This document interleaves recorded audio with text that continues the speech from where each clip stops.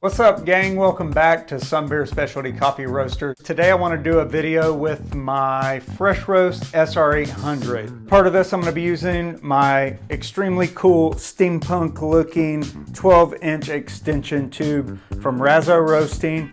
You guys should get one if you don't already have one. It's amazing. The guy Kent that works there has been super helpful. As per the directions, the first thing we're going to do is we're going to turn on the power to this and let it begin to warm up.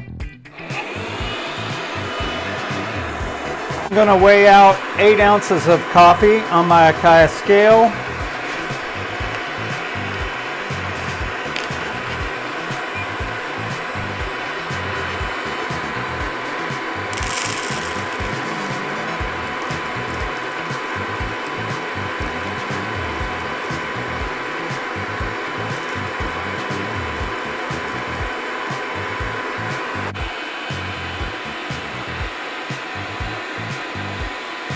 You will notice that I have a little Maverick barbecue thermometer. This is what I use for just getting the temperature.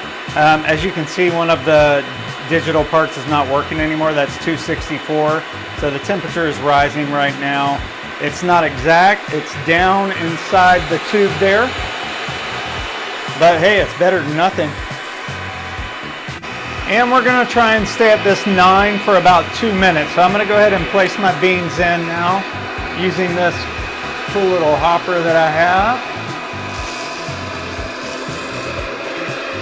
You'll see that the beans start jumping. I place my lid on and we're off. And I can go ahead and start my timer. Some of the cool functions of this thing is it's a very simple setup. So you really can't roast a lot of beans, but you can do a good job with what you have. It's beautiful. I think the setup is nice. Like I said, Kent has done a really good job at making this look good now. And not that that matters, but it matters to me because I like aesthetics. And so during this process, there's a lot of waiting. You're just wanting to start to see a yellowish tint to your beans. That's the Maillard phase. We're not there yet because we've kind of just started. Okay, now in here, it smells a bit like toast, that kind of a smell, maybe like a hay or something like that. It's beginning to yellow now. So if this were on my other roaster, I'd begin to go ahead and mark it as the drying phase complete.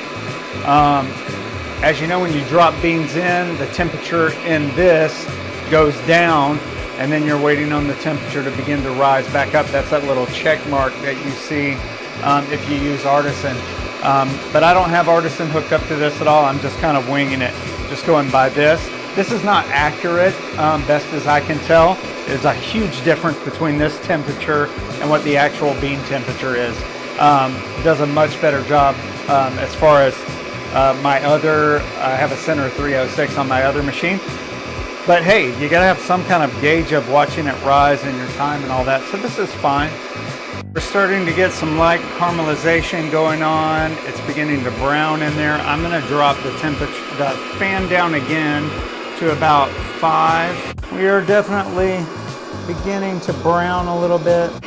All right, because I'm having a little difficulty with this, I'm turning my temperature up to 7 because I need it to start rising. Kind of fun just roasting with this thing. I think I need to start doing this at least once a week where I get to roast on something different and compare and contrast those two. So my normal roaster is a Caldi 400 wide, and I really like it a lot. It makes things really easy on me. I can do a lot more coffee than this, but this is so fun. It's also the original thing that I roasted on, so I really love this a lot. All right, and as we begin to approach and maybe start to expect to hear first crack in here, I will aim for cool down mode not too long after first crack because I don't like a bean that's really dark. I want it light, and I'm just starting to hear a little bit of outlier.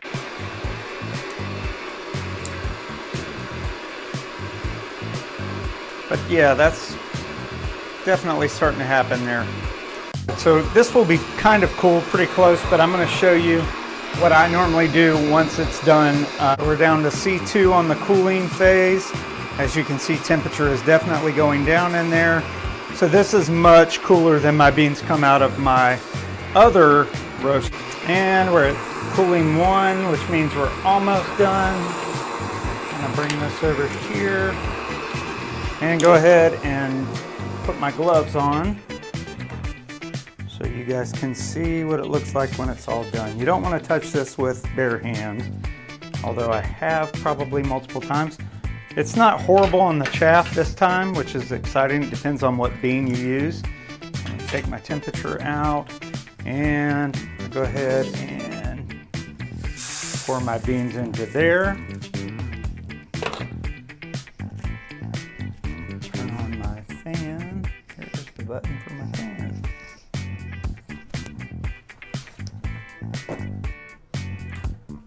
Okay, and there you'll see, I have this Ryobi fan that is cool because I can use the charger from my drill, and it works with all of those. So I use it for the fan as well. It's great for cooling off coffee, but yeah, look at that. Like I said, it's already pretty cool. I'm not gonna move it around too much because I don't want a bunch of chaff in my room here, but the beans are nice. It's fairly consistent. One thing you can do if you want a little more consistency is you can actually rotate this around while it's roasting, like every couple minutes. I forgot to do that, but it's not a big deal. Yeah, anyway, that is the SR800 from Fresh Roast with a 12-inch extension tube from my good old buddy Kent at Razzo Roasting. As always, guys, thank you for watching Sunbury Specialty Coffee Roasters. I like to shake things up and do things a little bit different sometimes, so that's why I'm using this today. It's good to compare. This is a little darker than I probably would have went, but it still looks great. I'm gonna taste it probably in the next couple days and see how it turns out. It looks very consistent and tasty.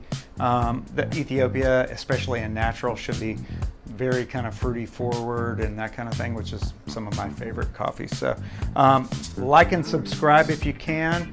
Hit us up, hit that bell notification, let us know what we can be doing more to help you, help the coffee community. Thanks for sticking around.